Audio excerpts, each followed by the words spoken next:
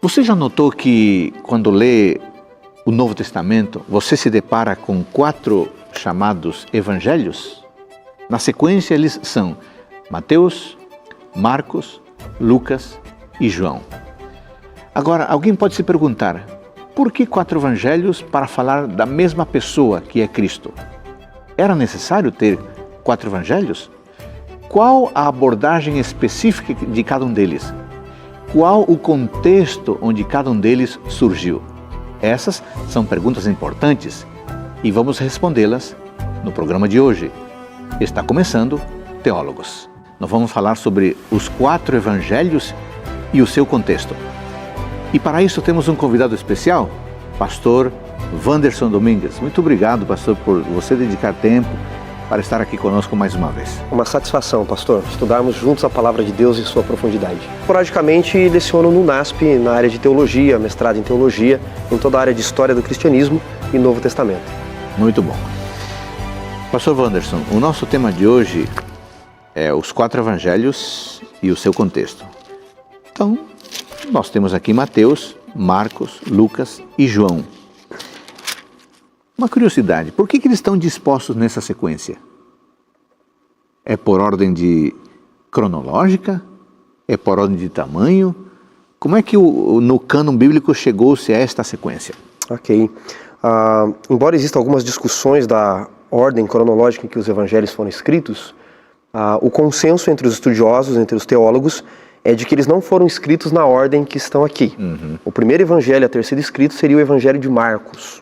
Nós vamos falar de algumas riquezas do evangelho de Marcos ainda neste programa. Sim. Depois, quase que 2 anos depois, teria vindo, 2, 3 anos depois, o evangelho de Mateus. Depois teria vindo o evangelho de Lucas. 2 anos aproximadamente depois do evangelho de Mateus. E depois teria vindo... Bem depois, né? Bem depois, 30, quase 40 anos depois, o evangelho de João teria sido terminado. Então essa seria a ordem: Marcos, Mateus, Lucas e João. Muito bem. Agora, essa literatura, assim como toda a literatura da Bíblia, surgiu num contexto específico. Sim. Eu acho que seria importante situarmos agora o nosso amigo telespectador. Qual é o contexto em que surgiram esses 4 evangelhos? É muito importante entendermos o contexto, pastor, para entendermos o porquê de cada evangelho escolher a sua narrativa da forma como está, descrever Jesus como descreveu. E é importante entendermos para compreendermos alguns detalhes que estão dentro do evangelho. Os fariseus, os saduceus, a briga com os samaritanos, entender o contexto em que o Novo Testamento surgiu, em que Jesus nasceu, inclusive, porque o Novo Testamento é para falar de Jesus e dos seus seguidores, vai nos ajudar a entender muitas questões históricas dali.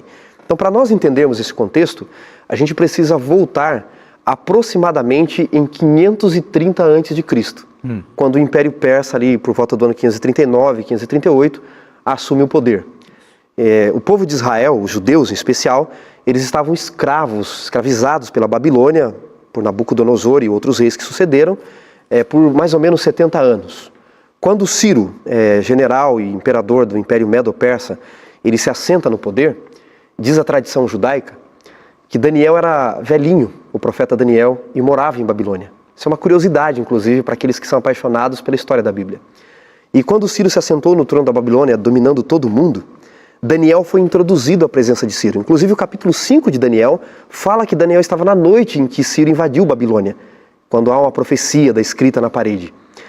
E quando Daniel é introduzido na presença de Ciro, Daniel leva 2 livros da Bíblia com ele.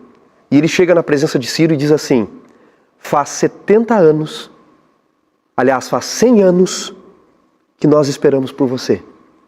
Faz 100 anos que o Deus dos Hebreus prometeu que você viria. E Daniel lê 2 capítulos. Ele lê Jeremias 51,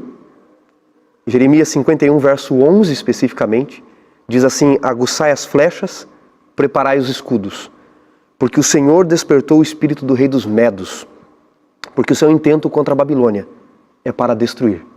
Veja, 70 anos antes, Jeremias escreveu. No capítulo 51 de Jeremias, no verso 36, diz assim: esta é a vingança do Senhor contra a Babilônia, a vingança do seu templo. Secarei o teu mar e farei com que se esgote o teu manancial de águas. Curiosamente, 70 anos depois, o rei dos Medos seca o rio Eufrates e invade a Babilônia.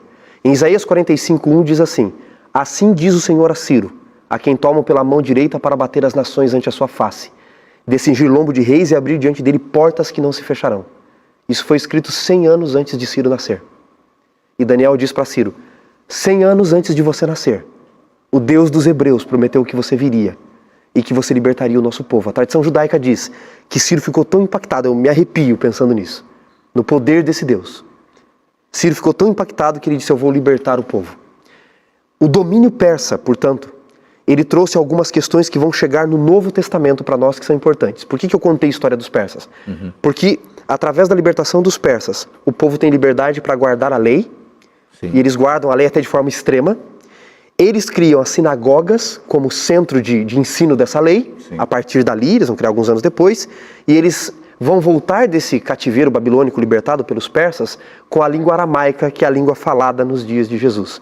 Então eles têm a liberdade para guardar a lei, eles criam as sinagogas e eles vão ter a língua que vai ser fluente.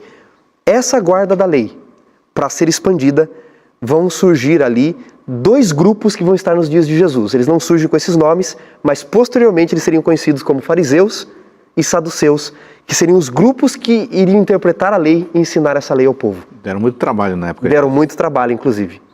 Mas isso avança a outros contextos ainda, porque depois que os persas caem, ali por volta do ano 331, Alexandre o Grande, com o Império Macedônico, antes de Cristo, obviamente, ele assume o poder e ele morre ali por volta de 334. E os seus generais, Cassandro, Lisímaco, Seleuco e Ptolomeu, dividem o Império Macedônico, grego-macedônico de Alexandre o Grande. Em especial, Ptolomeu e Seleuco, Ptolomeu fica com o Egito, com a parte do Egito. E Seleuco, com o reino Seleucida, ali perto da Síria, ali onde é a Síria. E Israel estava no meio. Então esses 2 reinos, eles brigam o tempo todo, esses 2 generais e os seus sucessores, para saber quem ia dominar o poder naquela região. E como Israel está no meio, Israel o tempo todo sofre a influência desta briga, desse contexto que estava acontecendo desde ali de 160, um pouco antes de Jesus. Bom, por volta do ano 160 mais ou menos, um rei chamado Antíoco IV, Antíoco Grande, alguns o chamam de Antíoco Louco, ele vai querer invadir o Egito e os ptolomaicos, e para invadir ele domina Israel, porque você tem que levar o seu exército por ali, porque tinha fonte de águas no Vale de Meguido, não pelo deserto. Nenhum general levaria o seu exército pelo deserto. E ele invade Israel, e ele cria um domínio seleucida em Israel. E ele não era tão bondoso como alguns reis ptolomaicos que permitiam Israel ter uma liberdade de adorar o seu Deus, de viver a sua religião. E ele obriga então que eles adorem os deuses greco-macedônicos, os deuses helênicos.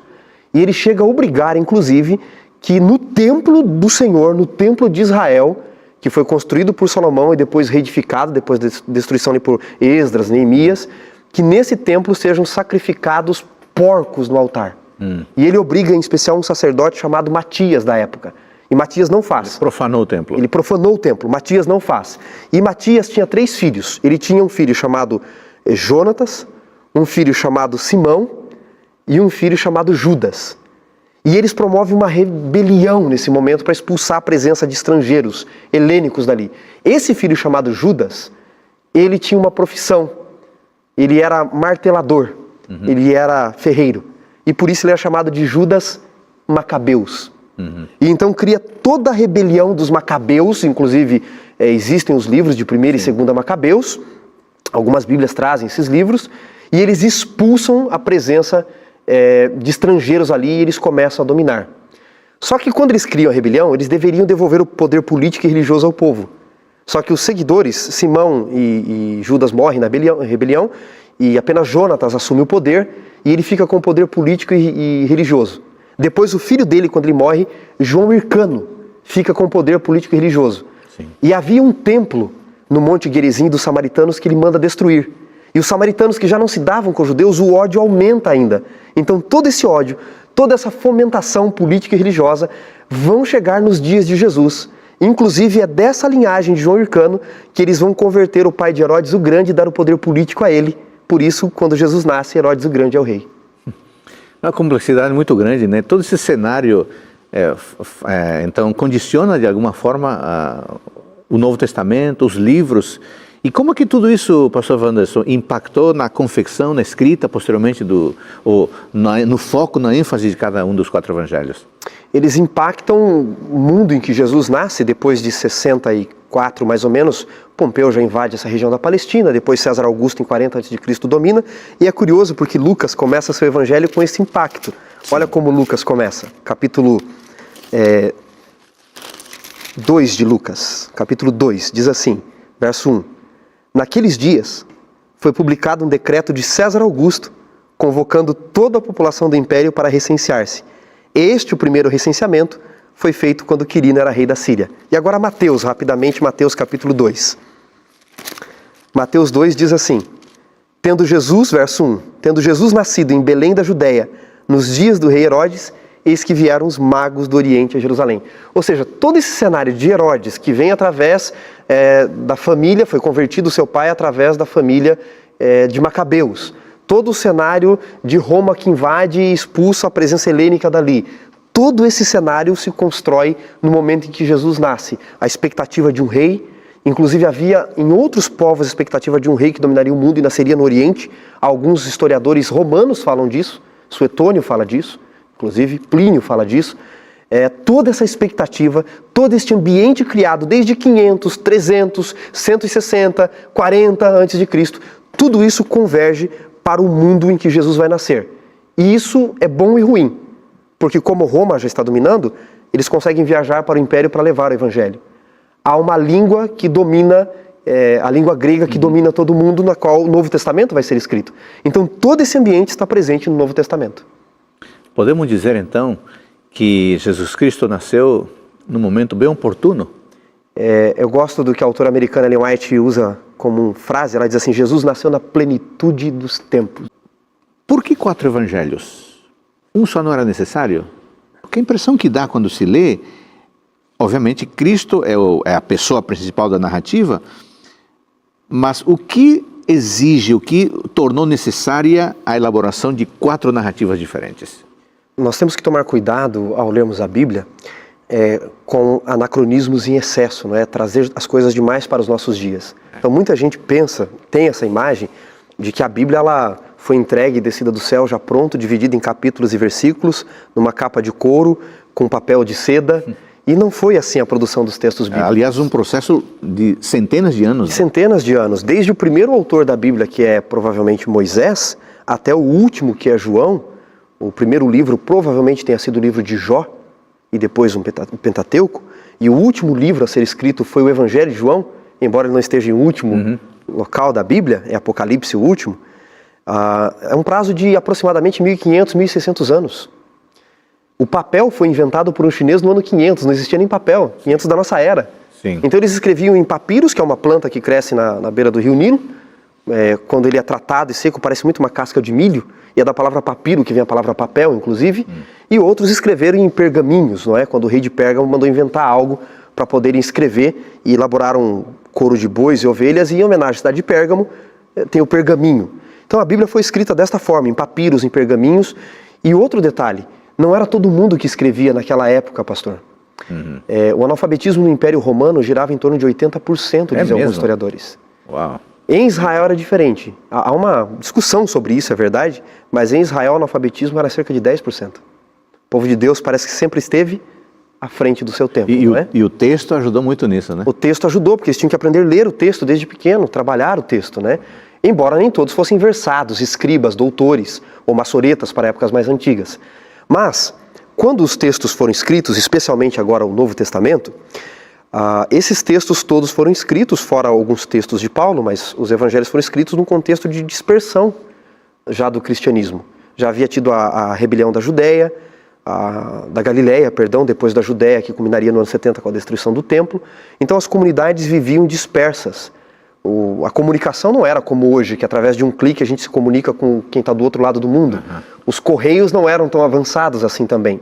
Então haviam comunidades isoladas do cristianismo. E esses apóstolos e profetas, guiados por Deus, inspirados por Deus, eles viram a necessidade de apoiar a fé desses discípulos que estavam em comunidades em diversos lugares do Império Romano. Alguns na Ásia, outros no sul da Síria, outros mais em Alexandria, no Egito. E essas comunidades dispersas, cada uma delas reunia algumas características e tinha algumas necessidades. É por isso que Paulo não escreveu uma carta só, já respondendo por que 4 evangelhos. Paulo podia ter escrito uma carta para todo mundo e acabou, só uma carta, um evangelho de Paulo. Paulo escreve vendo as necessidades para cada local. Sim. Então, cada evangelho trabalha a necessidade de cada comunidade.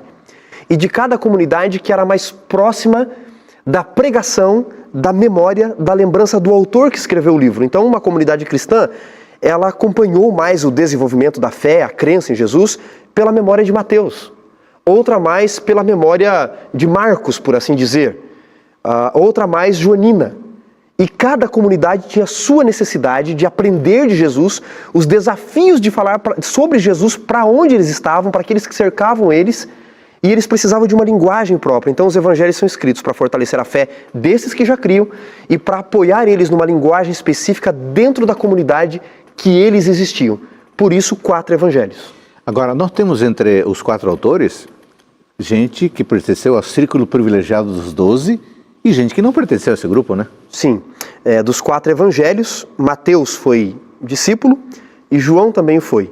Marcos não foi apóstolo e Lucas também não. Lucas, inclusive, nem judeu era, né? Sim. Lucas é o autor dos evangelhos que não é nem judeu.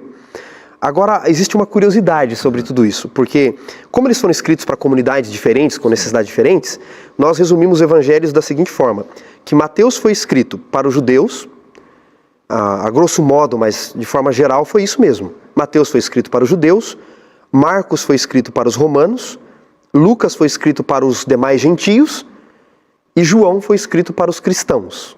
Então, para o nosso amigo telespectador nunca mais esquecer, vamos lá. Mateus para os judeus, Marcos para os romanos, Lucas para os gentios, João para os cristãos. Portanto, pastor, eu poderia colocar aqui, Mateus foi escrito para a raça eleita, os judeus. Marcos foi escrito para a raça poderosa da época, os romanos. Lucas foi escrito para a raça rejeitada, os gentios. E João para a nova raça, os cristãos, os novos eleitos. Isso faz toda a diferença na hora da leitura, né? Faz toda a diferença. E ler desta perspectiva muda toda a concepção do texto. Agora, algumas literaturas abordam, dizem, né, e defendem a ideia de que nós temos 4 evangelhos e temos 4 faces de Cristo. Dentro dessa perspectiva, de maneira resumida, porque daqui a pouco vamos entrar em cada um dos evangelhos, mas numa palavra, numa frase, pastor Wanderson, o que Mateus me diz de Cristo? O que Marcos me diz de Cristo, Lucas e João? Bem resumido e já entramos em especificidades. Mateus nos fala que Jesus vem da linhagem davídica, ele é rei por excelência e profeta como Moisés. Marcos fala de um Jesus poderoso, mesmo em meio ao sofrimento. Lucas fala de um Jesus que o amor dele é maior do que qualquer erro e rejeição. E João fala que conhecer quem ele é em sua essência é essencial para a salvação. Então, na verdade, são narrativas muito diferentes, né? Sim. E que se complementam. Exatamente. Você já pensou, pastor Wanderson, na pobreza, entre aspas, que nós sofreremos se tiver só uma narrativa? Nós iríamos perder muitos aspectos da face de Jesus. Você já falou aqui que o seu evangelho preferido é João, né? É João, eu sou suspeito, o meu predileto é João. Isso não significa, obviamente, que os outros não tenham a sua riqueza, né? Tem sua riqueza e eles são profundos e fantásticos, pastor. Então vamos começar falando aqui um pouco mais especificamente sobre Mateus. Ok. Eu mencionei que Mateus foi escrito para os judeus. O público-alvo de Mateus são os judeus. E quem era Mateus? Mateus é conhecido como Mateus Levi. Levi. Tá? Os evangelhos narram que Jesus o chama como... Ele era cobrador de impostos, inclusive, né? Ele fazia parte desse grupo que seguiu Jesus, mas que tinham origens duvidosas porque lutavam contra o seu próprio povo, cobravam do seu próprio povo. Mas olha que interessante, Jesus ele chama pescadores, homens cultos como Paulo, homens que não tinham tão boa fama como Mateus Levi, e aceita alguns como Judas se ofereceu. E Mateus tem uma visão muito interessante, por ser judeu, ele escreve para um público especificamente judaico. E é curioso porque a genealogia de Jesus em Mateus 1, Aliás, pastor, é exatamente por isso que Mateus está aqui, em primeiro lugar no Novo Testamento. Provavelmente Marcos tenha sido o primeiro evangelho a ser escrito. Por que Mateus está em primeiro lugar? Porque Mateus faz uma ponte com sua genealogia, logo no capítulo 1, entre o Antigo e o Novo Testamento. Então ele começa mostrando que a aliança que começou com Abraão, na verdade já tinha começado com os pais dos pais de Abraão, mas a aliança com Abraão em Isaac, renovada com Davi, ela vai se perpetuar em Cristo. Porque Davi é o último personagem do Antigo Testamento onde Deus promete que o seu descendente reinaria sobre todo mundo. Então Mateus ele diz, este descendente é Jesus Cristo. Aliás, em hebraico não existem números. E Mateus ele coloca aqui que a genealogia de Jesus é 14, 14, 14. E como não existe número em hebraico, assim como em algarismos romanos, as letras têm valor. E as letras têm valor pela sua posição no alfabeto. Então o alfabeto hebraico é Aleph, Bet, Gimel, Dalet, Re, Vav. Então o nome Davi é composto por 2 Ds, Aleph, Bet, Gimel, Dalet, que vale 4. E o Vav, que é a sexta posição, que vale 6. Então 2 Ds e o 6. Então ele está dizendo... 8 mais 6, 14. 14. Por isso ele diz 14, 14, 14. Ele está dizendo assim, Jesus é filho de Davi, porque o nome Davi dá 14. Então por isso que tem essa ponte aqui. Mas Mateus vai além. Por escrever para um público judaico, Mateus ele não explica termos especialmente hebraicos, porque o público vai entender. Ele não explica o que é o Corban, ele não precisa explicar. O público entende. Marcos já explica. Lucas vai explicar, porque o público não entendia. É outro, né? Mas há algo mais fantástico em Mateus. Ele introduz o Evangelho, Jesus da perspectiva davídica, que eu quero falar um pouquinho mais ainda, mas ele mostra que Jesus, haviam 3 personagens centrais para os judeus, na história dos judeus. Abraão, por excelência, o pai da nação, Moisés, o grande libertador, e Davi, o grande rei. Então, ele pega esses personagens, mostra que Jesus vem de Abraão, mas especialmente que a sua linhagem é rei como Davi e profeta resgatador como Moisés. E muitos especialistas dizem que Mateus coloca Jesus como o novo Moisés no seu evangelho. Desde descrever a similaridade deles. Notem, Moisés teve um nascimento miraculoso. Jesus também. Moisés foi perseguido por um rei na infância. Jesus também. Moisés se escondeu nas cortes do Egito para fugir da morte imposta por esse rei. Jesus também. Das cortes do Egito, Moisés vai para um deserto. Jesus, antes de começar seu ministério, vai para um deserto. Do deserto, Moisés sobe no monte da lei. Jesus tem o sermão da montanha. Moisés é o resgatador e libertador do povo. Jesus também. Moisés morreu e ressuscitou, diz o livro de Judas. Jesus também. Então Mateus está dizendo, Jesus é o novo Moisés, o resgatador do povo, porque para o judeu Moisés era uma figura muito importante. E dessa forma, então, ele legitimava a autoridade de Cristo? Ele legitima a autoridade de Cristo como um resgatador como Moisés, que muitos esperavam, o novo Moisés que viria naquela época para resgatar o povo, e ele vai colocar mais adiante Jesus como um rei da linhagem de Davi. Moisés escreveu os 5 principais livros, o Pentateuco. Sim. No Evangelho de Mateus, a maioria dos especialistas estrutura o Evangelho de Mateus com, fora os Atos de Cristo, com 5 grandes sermões que Jesus coloca. Seriam o novo Pentateuco para mostrar que Jesus é o resgatador do povo. Agora, sobre a questão de Davi, no Antigo Testamento parece que Davi é a pessoa a qual mais espaço se dedica, né? Então não é por acaso que Mateus escolhe justamente Davi para falar dessa linhagem real de Cristo?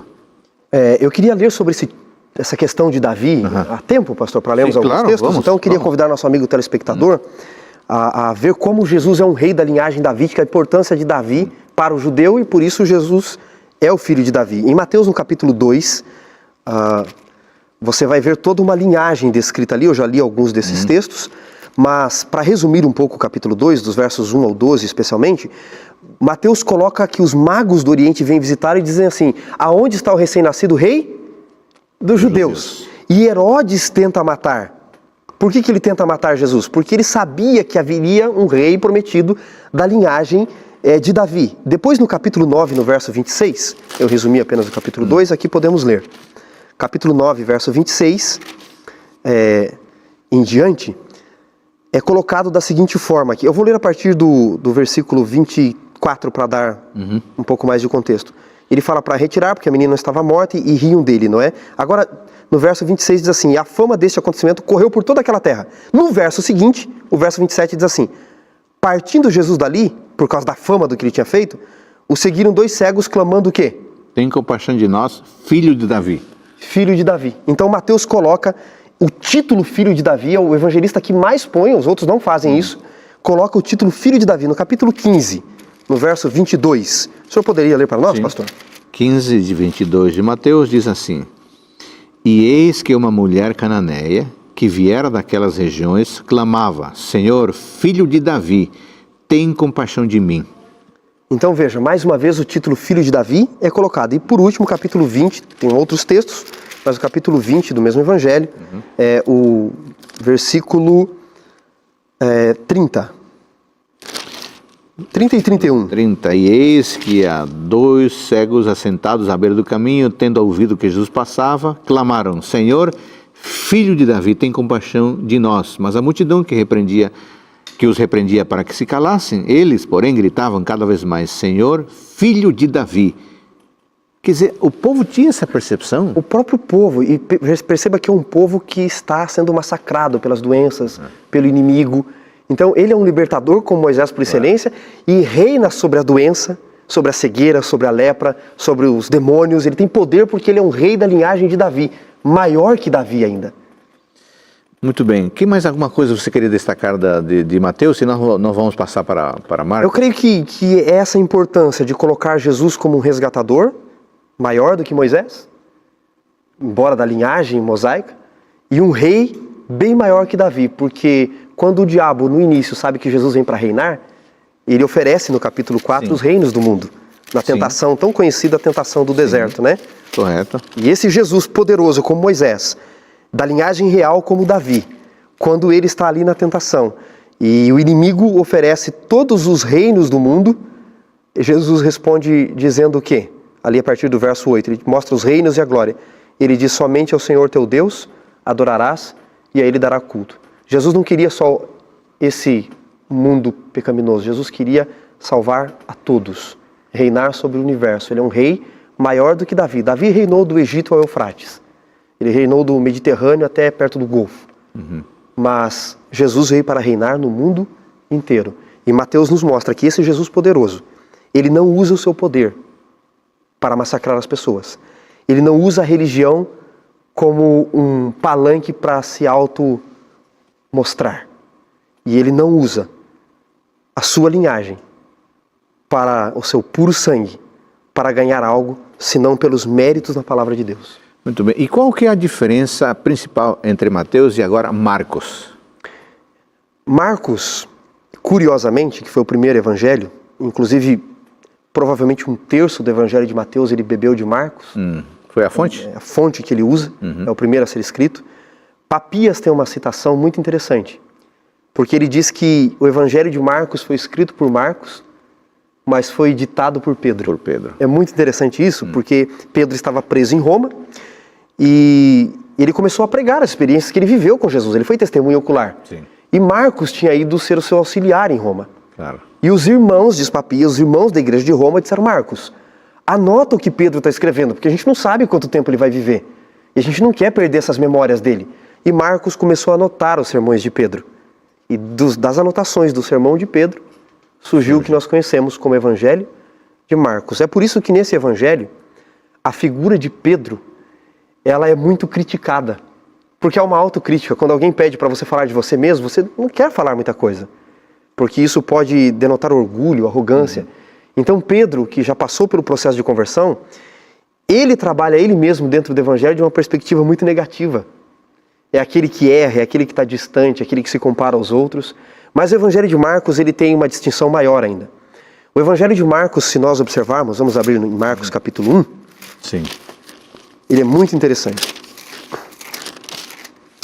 Notem que, diferentemente de Lucas e de Mateus principalmente, Marcos ele não descreve concepção virginal, infância, nada disso. Enquanto que Mateus, como vimos, tem em vista apresentar um Jesus da linhagem davídica e mosaica, Marcos, por ter sido escrito para uma raça poderosa, os romanos, ele descreve um Jesus poderoso. Ele negligencia Ele simplesmente não escreve a respeito da concepção virginal, da infância de Jesus, da perseguição. Em Marcos, no capítulo 1, no verso 1, ele diz assim, princípio do Evangelho de Jesus Cristo, Filho de Deus. No verso 2 já diz, conforme está escrito na profecia de Isaías, eis que envio diante da tua face o meu mensageiro. E ele já introduz João Batista e no verso 9 já tem o batismo de Jesus. Percebe? Já aparece um Jesus adulto, já sendo batizado, e logo na sequência do batismo, Jesus sai do batismo, vence no deserto da tentação, verso 12 e 13, e Jesus então retorna no verso 14 para Galileia e já começa a chamar os discípulos, e no verso 21 do capítulo 1, ele já começa a realizar atos poderosos. E se nós acompanharmos o Evangelho aqui, daqui por diante Jesus é um Jesus poderoso, porque estava sendo escrito para uma raça poderosa. Ele cura endemoniado, ele cura a sogra de Pedro, ele se retira para orar, ele cura um leproso. No capítulo 2 ele cura o paralítico ali em Cafarnaum. Chega um momento que Marcos vai dizer assim, trouxeram os doentes de toda a cidade e Jesus curou todo mundo. O Jesus de Marcos é um Jesus poderoso. Marcos tem 16 capítulos apenas. Até a metade do Evangelho, mais ou menos. Ele apresenta um Jesus poderoso, porque o público era um público poderoso. Na outra parte do Evangelho, ele muda completamente. Ele passa do Jesus vencedor para o Jesus sofredor. E é curioso porque, mais ou menos onde isso acontece, está ali entre o capítulo 9 e o capítulo 10. Sim. E no capítulo 10, nós temos um diálogo de Jesus no verso 17 em diante com o jovem rico, onde o jovem pergunta o que fazer para herdar a vida eterna. Jesus fala para ele guardar os mandamentos, ele diz que já havia cumprido tudo, não é? No verso 19. E aí Jesus então diz para ele no verso 21 para vender tudo que tinha e o seguir. E ele vai embora triste porque possuía muitas coisas. Quando o jovem rico vai embora, Jesus olha no verso 23 para os discípulos e diz quão dificilmente entrarão no reino de Deus os que têm a riqueza para si, é o texto original. Não é que os ricos não podem entrar no reino de Deus, mas os que têm a riqueza para si. São escravizados pela riqueza. E os discípulos, no verso 24, estranham tudo isso e logo na sequência Pedro vai dizer assim, Senhor, e nós que tudo deixamos e te seguimos? Sim. E Jesus vai mostrar que os discípulos não eram diferentes do jovem rico. Que eles também estavam seguindo o Jesus desde o capítulo 1, o Jesus poderoso, o Jesus que cura a cidade inteira, o Jesus dos milagres. Só que a partir de agora em Marcos, Jesus não vai realizar mais cura nenhuma a partir do capítulo 11 em diante. Ele vai para Jerusalém e ele vai morrer em Jerusalém. Então é o Jesus sofredor a partir de agora. Jesus quer mostrar para os discípulos, eu sou vitorioso, tanto na expectativa de vocês dando certo, quando a expectativa de vocês também não dá certo, eu sou vitorioso. Tanto como Jesus vencedor, quanto como Jesus sofredor. Então Marcos se vale do seu evangelho para apresentar esse Jesus poderoso, mas mostrar para o seu público que mesmo quando as coisas não dão certo, Deus continua no controle. Podemos dizer que no Evangelho de Marcos, Jesus é um homem apresentado em constante ação. O tempo todo ele está realizando atos miraculosos, poderosos, e depois ele está indo para a cruz, caminhando direto para a cruz. Muito bem. E agora na sequência temos o Evangelho de Lucas. O que temos de diferente em Lucas que não há em Mateus e nem em Marcos? Lucas é um evangelho interessante também. Como eu disse para vocês no início desse programa, Lucas foi escrito por um gentio, o único escritor que não é judeu desses evangelhos. É alguém que sabia muito bem o que era rejeição, porque ele não era nem raça poderosa, os romanos, e nem a raça eleita, os judeus. E os judeus, eles dividiam o mundo em dois blocos, quem era judeu e quem não era judeu. Quem não era judeu eram os Amharets, o povo da terra, eram os gentios, eram os pagãos. E Lucas era um pagão na perspectiva judaica, um gentio, e ele sofre essa rejeição. E isso é curioso, porque o Evangelho de Lucas é um evangelho que apresenta Jesus muito próximo dos pecadores. É um Jesus que ele está tão próximo dos pecadores que ele chega a ser um Jesus muito humano. É o único evangelho, por exemplo, pastor, que narra a genealogia de Jesus, no capítulo 3, Sim. a partir de Maria. A genealogia aqui não é igual à mesma genealogia no capítulo 3, a partir do verso 23 em diante, não é a mesma de Mateus. Aqui fala da família de Maria. É o único evangelho que fala no capítulo 10, verso 25 em diante, do bom samaritano, e Jesus é o bom samaritano. Os samaritanos eram odiados pelos judeus.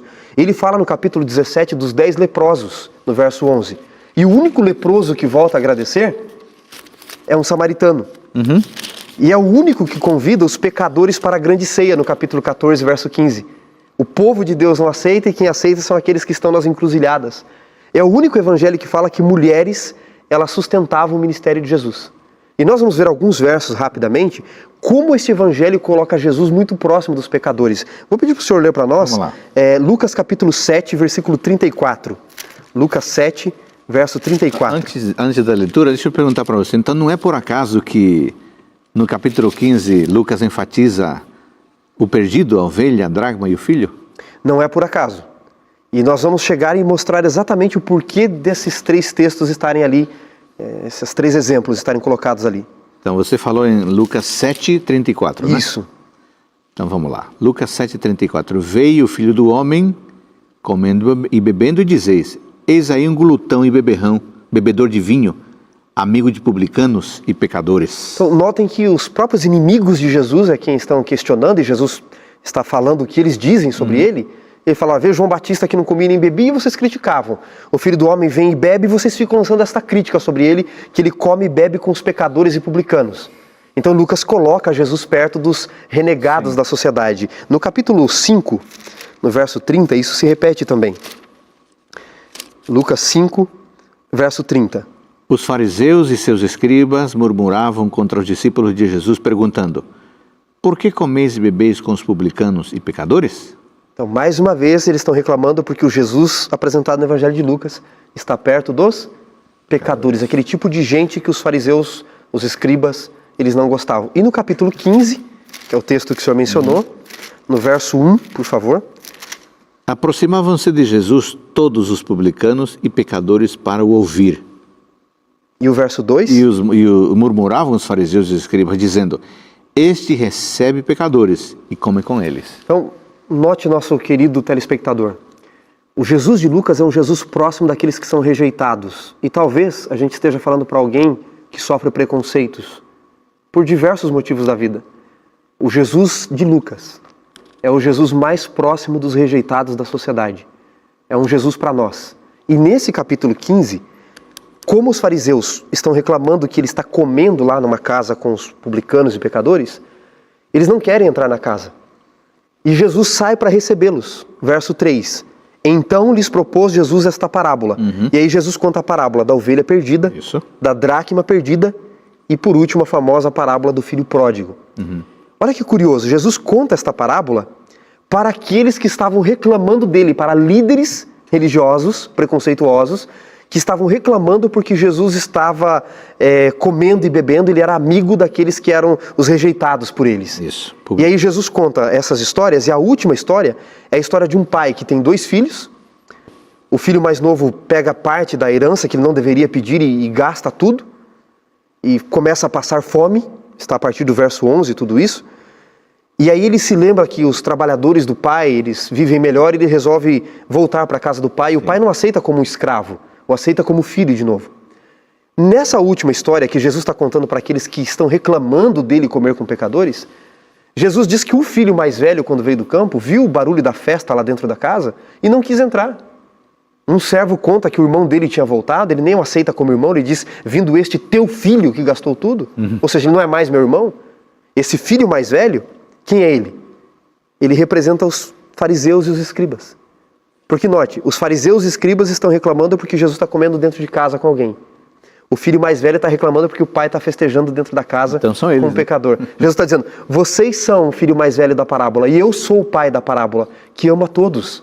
Esse é o Jesus de Lucas. Então, as palavras que Lucas escolhe aqui são muito fortes, se você olhar nessa perspectiva. Por exemplo, o verso 20, vinha ele ainda longe quando seu pai avistou e, compadecido dele, correndo, o abraçou e o beijou. O filho era a figura do rejeitado, né? Era a figura do rejeitado, e o pai vai buscá-lo ao longe para ele não passar a vergonha da sujeira, dos outros servos que antes ele dominava, o verem daquela forma. Ele o cobre com a sua capa de justiça, ele coloca anel em seus dedos. Esses são os pecadores. O Jesus de Lucas é esse, que ama os mais rejeitados por todos. E se nós estivermos falando para alguém que está sofrendo preconceito, que foi rejeitado por algum motivo, Deus não rejeita você. Não há nada que você possa fazer que vai separar você do amor de Deus. Esse é o Jesus de Lucas. Muito bem. E de maneira muito rápida agora, e João? João é bem diferente dos outros três, né? João, eu sou suspeito a falar de João. João, ele é um evangelho que a mim me encanta muito. É um evangelho que não descreve também concepção virginal, nada disso. Sim. É um evangelho que não tem ali milagres, ele não tem a questão do discipulado, ele exclui muitas coisas porque ele tem um objetivo específico no final do primeiro século em mostrar este Jesus como Deus. Então, nós vamos dar um pulinho em João. Sim. Ele começa desde a eternidade com esse Jesus. Começa o capítulo 1, o verso 1 dizendo assim: no princípio era o verbo estava com Deus, o verbo era Deus, ele estava com Deus no princípio, todas as coisas foram feitas por meio dele, e sem ele nada do que foi feito se fez. A vida estava nele, e a vida era a luz dos homens. Então, ele fala desta origem eterna de Jesus. Este Jesus de João, ele não é simplesmente o filho de Davi, ele não é simplesmente um profeta da linhagem de Moisés, ele é maior, ele é o próprio Jeová do Antigo Testamento. E isso fica claro no capítulo 8, quando numa discussão com os mesmos escribas e fariseus, em João 8, eles questionam Jesus por diversas vezes. No verso 25 eles dizem assim: quem és tu? Eles querem saber quem é Jesus.